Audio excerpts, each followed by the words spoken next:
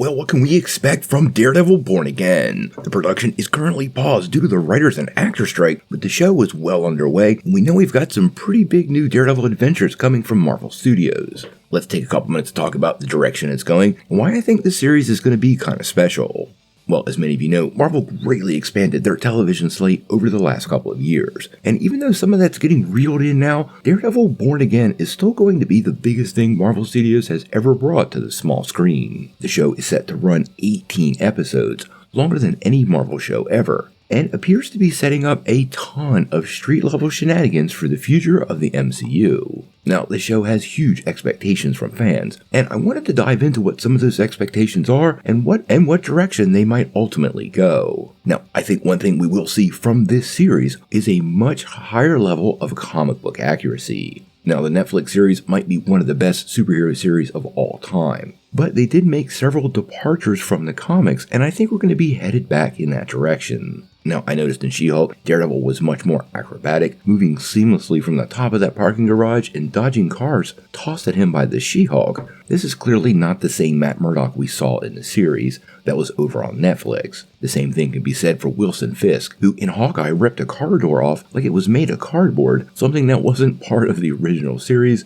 even though Wilson Fisk was known to use car doors as weapons during that run. I think this will also carry over to a lot of the villains and support characters that appear in the show. We know the Kingpin is a big part of this year, and the Muse, but whoever else returns to New York City to face off with Matt Murdock, well, that's up in the air, but we could see some big names like Elektra or hopefully Bullseye. Now, one other thing I do expect from this upcoming series is a ton of retcons, now a lot happened in those 3 seasons over on Netflix, and this has been something that's been up in the air for a lot of fans on what Marvel Studios could do. Quite honestly, the path is very clear to me. Marvel is going to cherry pick any of these other projects that have happened in recent years, use what works, and pretend like what doesn't work doesn't exist. Now, I do think they might go out of their way to retcon major events or explain them away, but I think there's some big plot points from that first series, like the giant hole in the middle of New York City, or the hand and the chase effectively being destroyed. These are elements Marvel will want to use down the road, so I don't think they'll stick to the story completely. Now, one other thing fans are expecting are the return of a lot of Marvel heroes.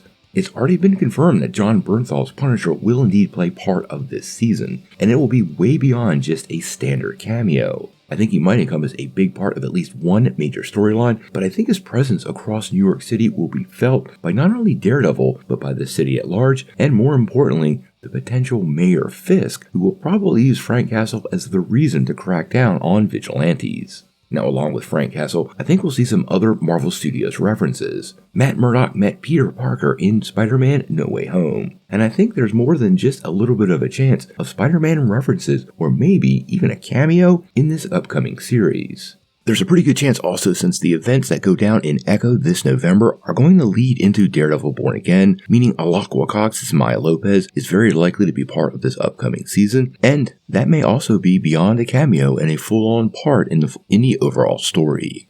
We know that Kevin Feige has big plans for the street-level heroes moving forward, and Spider-Man and Daredevil will be leading that effort, so there's no reason not to start some level of interaction right away. Now, the final thing I think fans should expect that could be a bit disappointing is I fear this series will be a little less mature. The Netflix shows were basically rated R, and I don't think Marvel and Disney are going to go quite as dark as those original series. Now, we've heard this show is going to be Disney's darkest series yet, and its most violent. And if you've watched Andor, and this is more violent than Andor, I think we might be pretty safe in that direction. I think the one thing this Daredevil series will likely lack is a lot of simple gore and blood. Just a few minutes ago, we were talking about how Wilson Fisk really likes car doors. And if you go back and rewatch that scene on Netflix, it's very, very graphic, with a lot of blood and gore, along with the sound effects that went with that event. These are the things I think Disney will likely leave out, but I don't think there's going to be any less murder or mayhem on the streets of New York in the upcoming series than there was in the past.